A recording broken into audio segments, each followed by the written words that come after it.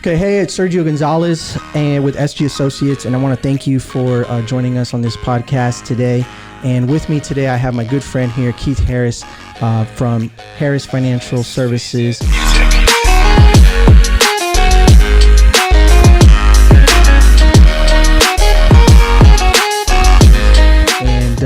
Welcome. Thank you for coming in. Thanks for having me, Sergio. I appreciate it. Thank absolutely. You. Yeah. You know, one of the reasons why we're here today is because we were having a discussion at Stonehouse. I think that's right. That's where we met, and we were talking about real estate, obviously, right? Mm-hmm. And I was sharing with you that I'm coming across clients that have this enormous capital gains potential because the values of homes have increased substantially over these last 10 years, especially in the wild west. Yeah, absolutely. Yes, right. Yeah. So I think one of the questions that I'm coming across with a lot of clients, and I think just the clientele that I'm dealing with, where they've purchased homes 15, 20 years ago for $500,000 or $1 million as an example. Sure. And now that house today is worth close somewhere between $2.5 to $3 million. Wow. Yeah. And they're saying, hey, I know I have $500,000, right? $250 for each, a couple or each individual. Correct. Combined is $500,000. Correct me if I'm wrong.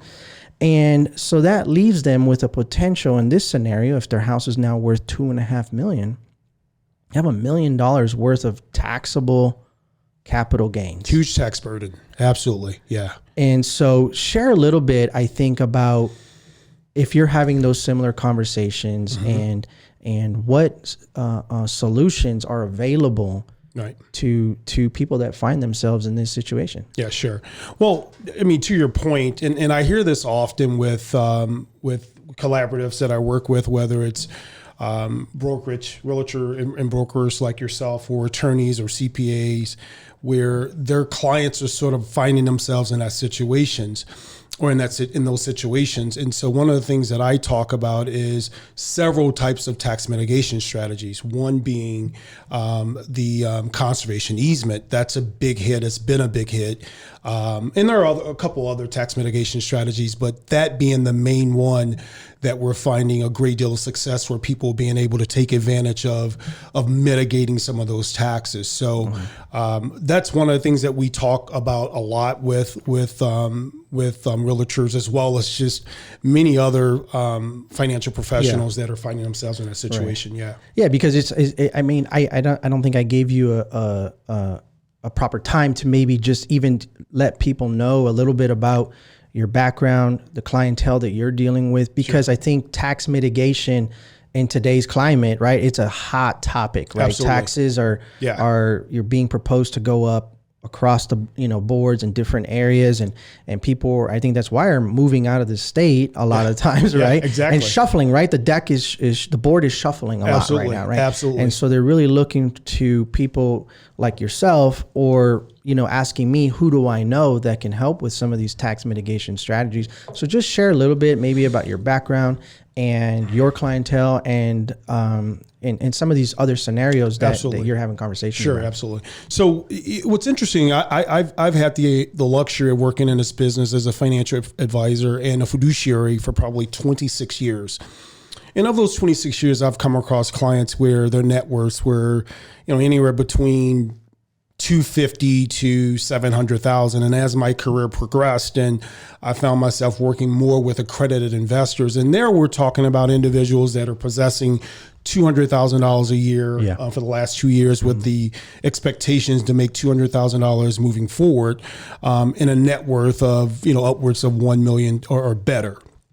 And so, in doing that, as a financial advisor, I just, then came the ball players, then came, several other centers of influence where we just started working with those types of clients. And so, our firm, we deal directly with, it's a fee-based, so we're a fiduciary firm.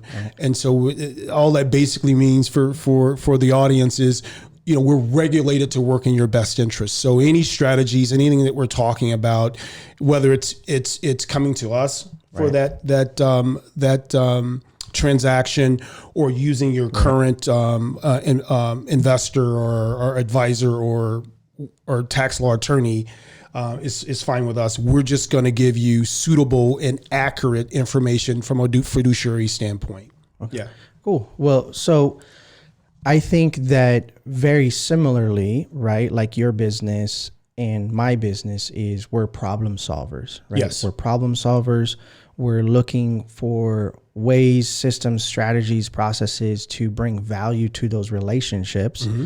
And I think that one of the strategies that you have developed and learned about is bringing value around this topic of this potential huge capital gains. So I wanted you to share a little bit about what that looks like. Let's use this example of, someone purchasing their house 15, 20 years ago for, $1 million, and now it's worth $2.5 million. Yeah, sure. Right. And so let's run through this scenario, share this strategy, because I think the audience is going to be, it's going to open their eyes, right? That's part of what we're doing here.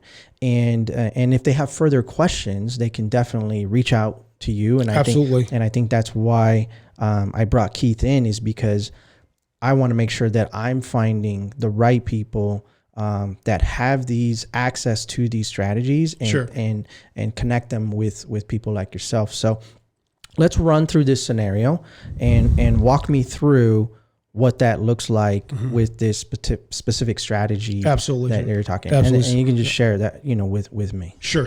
So essentially the first thing that I'm doing with a client like that is, ultimately just finding out, that's what they're going to do. They're going to sell the house. Their objective at this point is, Keith, you know what?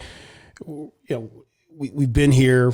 California's been great to us, but it's getting too expensive. So we bought this house and we want to sell it, but we're just really concerned about what taxes are going to look like for us.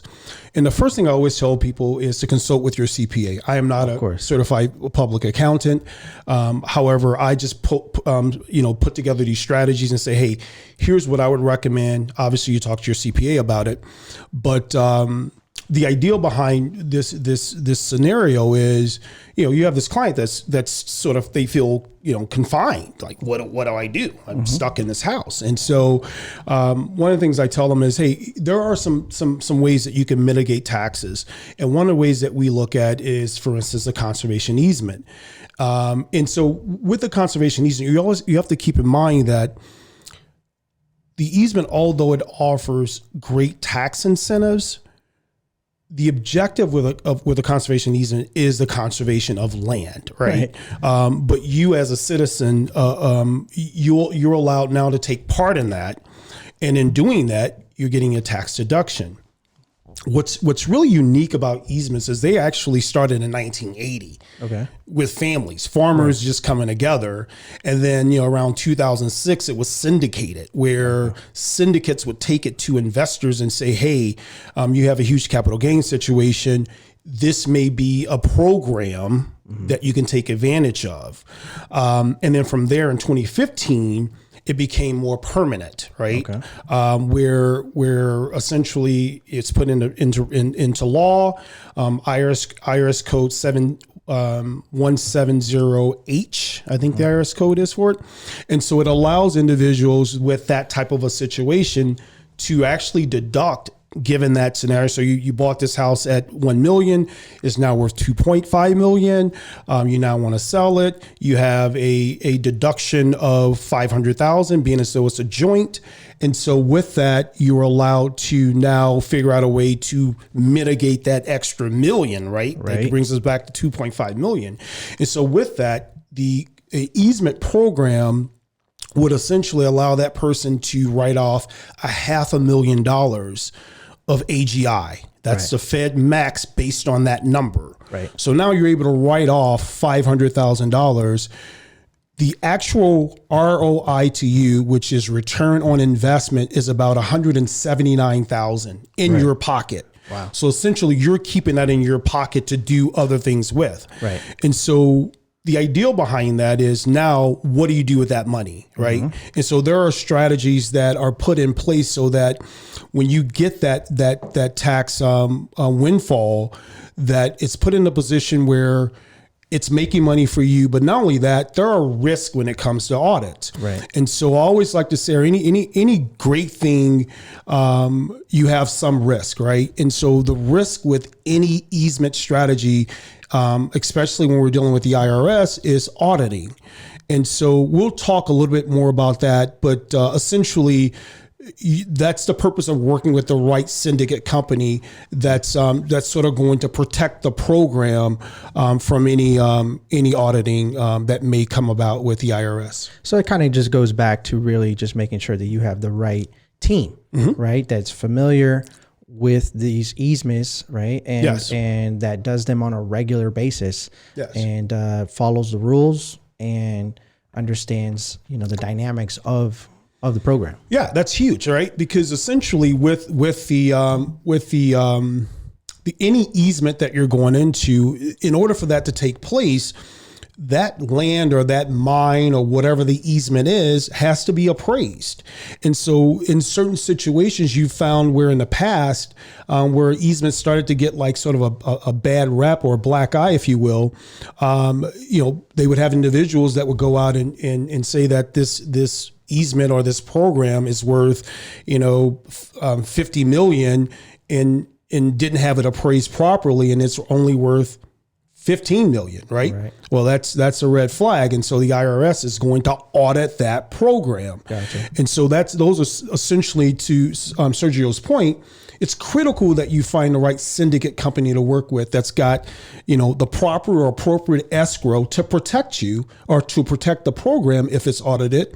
But not only that, just that's going to do their due diligence and make sure that the easement program or process is successful in its endeavor. And how long, I guess, do you have to stay within these easement, a partnership, I guess, or syndicate of these easements? Yeah, absolutely. Great question. So essentially what you have with these easement programs is you may have a 7-year sort of track record where you're sort of not handcuffed, but you're working with that syndicate, right? Because essentially if the IRS is going to audit, or let's say they audited after the first year, Right.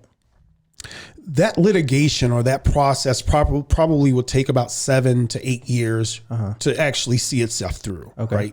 Right. But essentially you're working with that company, and you're not working directly with them, Right. but if there's anything going on with that program, you and that syndicate are working together to make sure that they're getting the issue resolved. Right. Yeah. Okay. And typically it's around 7 years. Okay. So it's a 7-year commitment of tax mitigation benefit.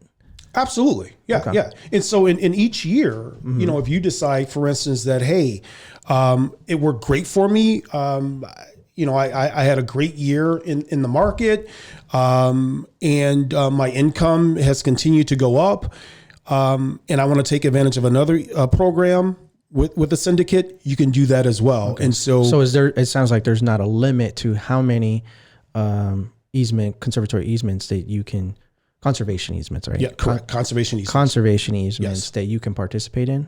No, there's no limit. Right. Absolutely. Okay. And so typically most syndicates will run anywhere between 4 to 6 programs a year.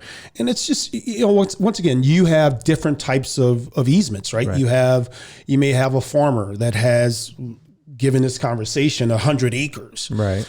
Of that 100 acres, 20 is wetland. Right. So this is a real asset we're talking about, right? And I'm glad you bring that up, because the one thing from a compliance standpoint, we never want to look at easement only as a tax mitigation strategy. It's also an investment, right? Where you can invest. That the program may say, hey, you know what, Sergio, I know the ideal was for tax mitigation. However, this mine has some value. There's still something to be mined out of it. And so what we could do is we can go ahead and use your investment as an investment. Okay. and invest in the mine. Right. Okay. Or we can use it as a tax mitigation strategy. Okay. So there's some additional benefits aside from the tax mitigation, but the actual value potentially within the land, whether if that's a mine or maybe farmland or some sort of whatever they're trying to conserve there. Absolutely. And from a compliance standpoint, you should be working with a syndicate that's going to always have those options, because if it's only looked upon as a tax mitigation strategy only, the IRS is going to probably have problems with it. So there's got to be other value adds, such as coal or soybean or whatever else that easement can generate. So yeah. Okay. And so I guess my question would be like, how often are you getting your clients in these programs? In the last 12 months or 24 months, I guess. Tell me a little bit about. Absolutely. So, great question, by the way. But what's really been dynamic is, and we talked about this, right? We've been in a sort of a bullish market for the last 10 or 11 years. Right. And then you've had the addition of Bitcoin, right? And that's sort of taken off. And I have this clientele with professional athletes where, they sign these big 3 and 2 year and 4 year deals where they're getting a huge sum of money up front, right? And so over the last 2 or 3 years, I've gone from maybe 1 to 2 clients a year to 5 to 9 clients a year, where we're actually doing these types of programs. What I find interesting is many clients that are accredited investors that have capital gain nightmares aren't familiar with it. Right. I didn't know about it until again, like we just started talking about real estate and how the market was performing and some of the challenges, I guess, that I was having, where I was talking to clients and saying, hey, yeah, I'd like to sell my house, but where would I go? Because inventory. And if I did find somewhere to go, I'm going to have huge capital gains tax. My tax basis is low here, property tax base. Yep. My house is almost paid off. Yep. Even though it may not be the house that I need, meaning it's too big, right? Because it's maybe just a husband and the wife. Sure. And they're living in a 5,000, 6,000 square foot house. But if they go buy another house, their tax basis steps up a lot of times. Yep, absolutely. And especially if they're moving out of sometimes the county, because certain counties won't allow them to bring their property tax basis with. So they're like, maybe I should just stay. Yeah. And I'm like, no. Like not now. I think I have something for you. Exactly. Yeah, I got somebody that'll pay you $2.5–3 million. So that's kind of, I think, what sparked this conversation around what solutions do I have? Sure. Right? How can I help this person, give them some options? And I think this is just one of those strategies.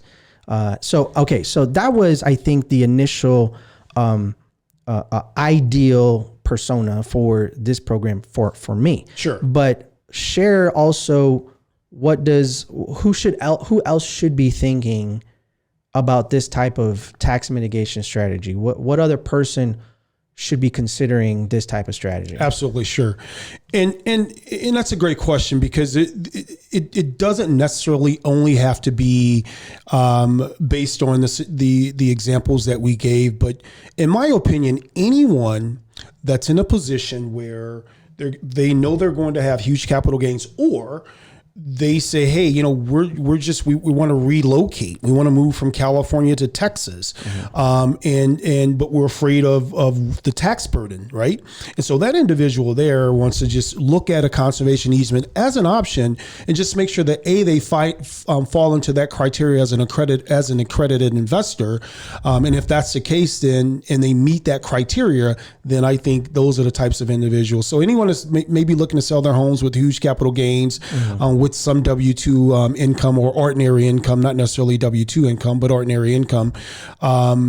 anyone that's that's getting a huge sum of money, whether it's just 1 year and not to continue anytime after. It's not perpetual. It's just 1 year, Like a bonus? For instance, those are the types of individuals that Signing bonus? Signing bonus, absolutely. Those are the types of people that should be certainly inquiring about an easement, conservation easement. And I know you've mentioned accredited investor a few times here. Just maybe for those that maybe don't understand what qualifies you as a accredited investor, maybe just share that real quick. Absolutely. So great question, by the way, Sergio. So accredited investor is essentially anyone that has made around $200,000 a year for the last 2 years, with the expectations of making $200,000 in the following year. And then obviously there's some net worth. So let's just say you made 60 or 70,000, but your net worth is over 1.5 or $2 million, and you're having a huge capital gain. Right. Then you will fall into that criteria. Okay. Yeah. And then I think you also mentioned like high wage earner.